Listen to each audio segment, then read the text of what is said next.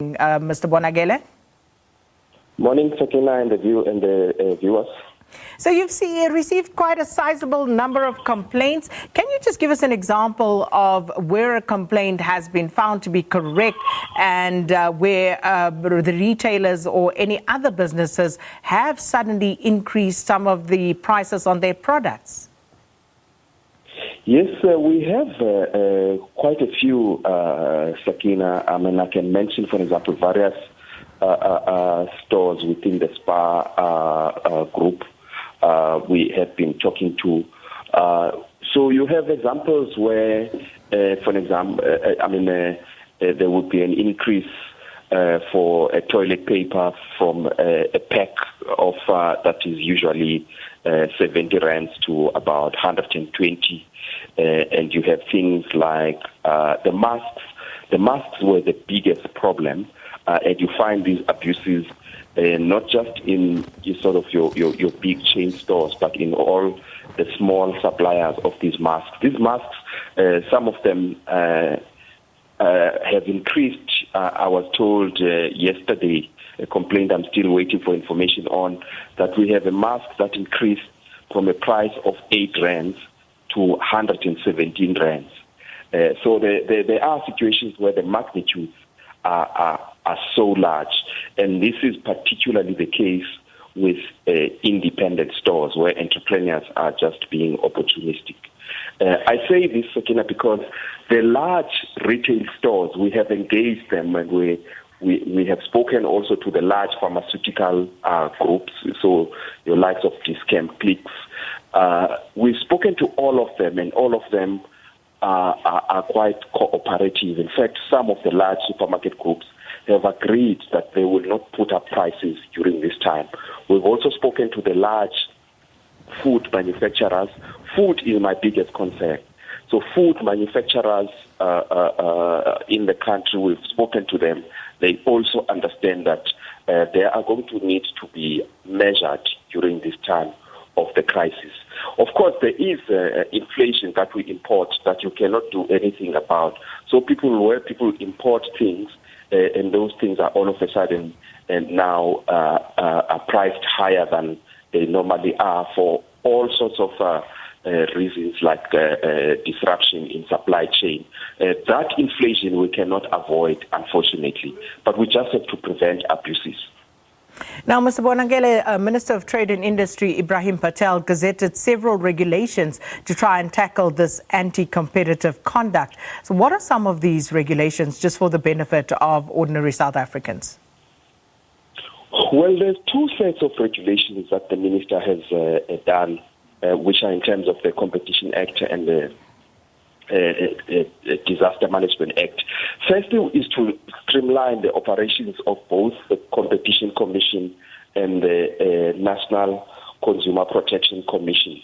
So he gazetted one set of regulations to ensure that we are able to respond quickly with prosecutions, and directed us to focus on price increases.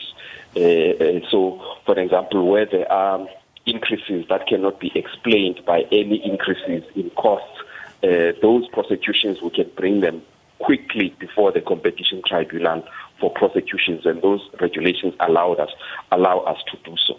The second set of regulations, Sakina, is where you have industries that this disaster requires them to cooperate closely. So, for example, in the medical profession, a lot of private health medical providers will be required now to provide services to the state and patients rapidly. So we need to make sure that they have the supplies that are required. We have to make sure that they have the people, and so we've allowed them to jointly tackle that. So look at each other's stock availability and so on. As you know, for example, we need a lot of ventilators.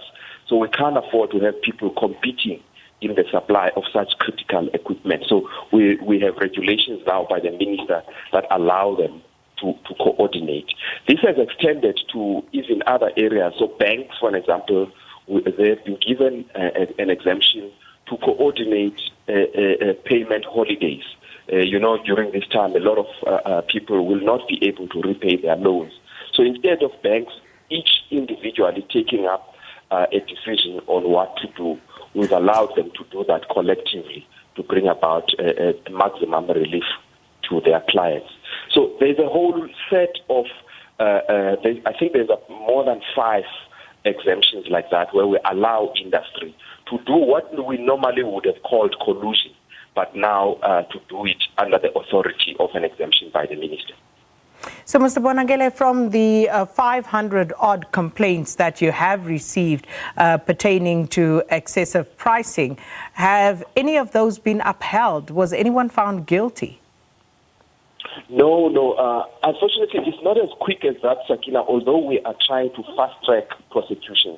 So you have to give the other side an opportunity to explain. So you mentioned the 48 hours. Most of them answered yesterday, and some of them are answering today. And from those answers, we will then determine whether we are referring these cases for prosecution by before the tribunal. We are also working very closely with the National Consumer Commission. They also have a fast-track system of putting cases through their own tribunals. So we are implementing both legislations, and we will look at the most effective and most flexible legislation to bring about immediate relief to consumers who might be facing these high prices. So I'm expecting that, by early next week, we should be able to announce some prosecutions, because unfortunately, Sakina, for this to stop, we will need to set an example. So we will go for maximum penalties against a few firms, and hopefully just the knowledge around that and publicity around that will deter others from exploiting the situation. What are some of those penalties should people be found guilty of misconduct, Mr. Bonakele? So, for example, we're finding that sometimes people coordinate prices. They get together. So we have one case we are following on the price of tomatoes, where there's an allegation that the agents got together in order to fix the price for a particular market. There you are looking at penalties of up to 10% of turnover, but also a possible prison term of up to 10 years, because cartelization is also a criminal offense. On excessive pricing, where people unilaterally increase prices, there the penalty that can be levied is 10% of turnover. But the National Consumer Protection Act, for all of these type of things where you have an increase in prices that cannot be explained, there is a possibility there of imposing either a fine or an imprisonment of up to 1 year.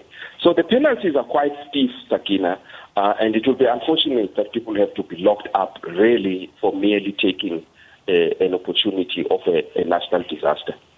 So one of the bugbears for consumers is usually when these penalties are instituted that they don't necessarily see relief from whatever the government then gets from these penalties. So given that we are in a national state of disaster, if a company is found guilty and they are fined, what will the money be donated to? The Solidarity Fund, for example? What will you be doing with that money?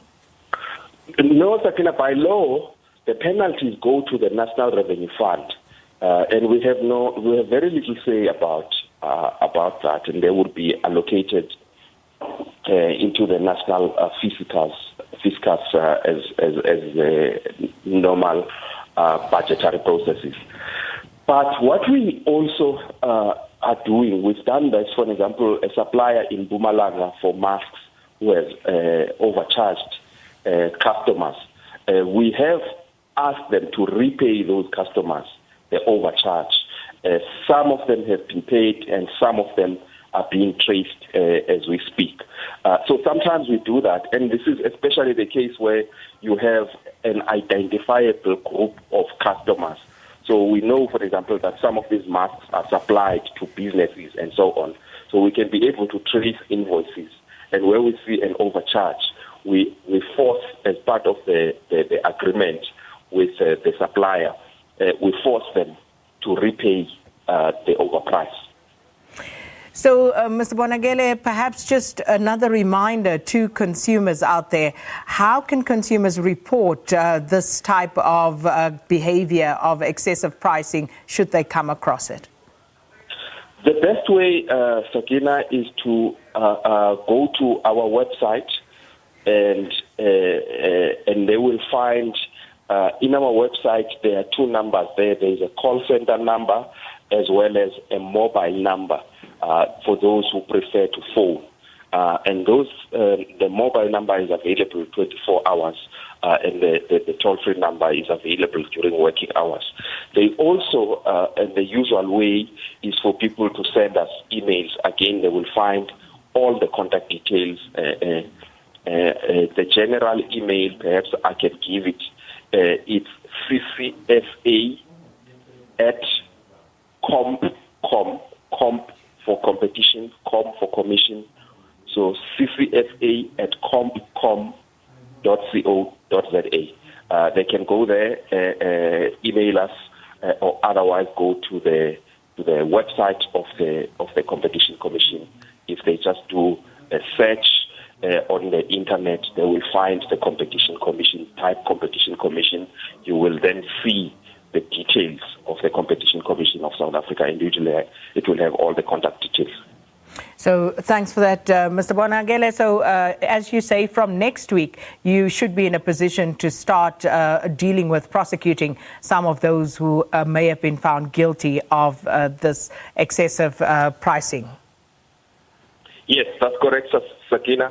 But more than paying for blood, in other words, wanting to punish people, I want people to comply. It would be so good if we have no one to prosecute next week because everybody has complied. Well, that certainly is a good wish. But also, just before I let you go, what about online sales and people pricing excessively online? How do you deal with those complaints? We are tracing those. Fortunately, they are traceable most of the time. So we have listed prices, and we are also encouraging people to bring those to our attention. People have brought many of these to our attention through our Twitter account, so we can see the photos of the adverts, of the online adverts or online listings. And we are also talking to the large online retailers, because some of these retailers allow people to list products on their sites, and that we have found has also been abused sometimes. So we have an agreement now with online platforms, the big online retailers. They have also agreed to watch this on our behalf, and they'll report to us any suspicious things. Well, thank you so much for your time this morning. Tembinkosi Bonakele from the Competition Commission explaining to us how complaints about increasing prices are being dealt with, especially in light of the national state of disaster and lockdown caused by COVID-19.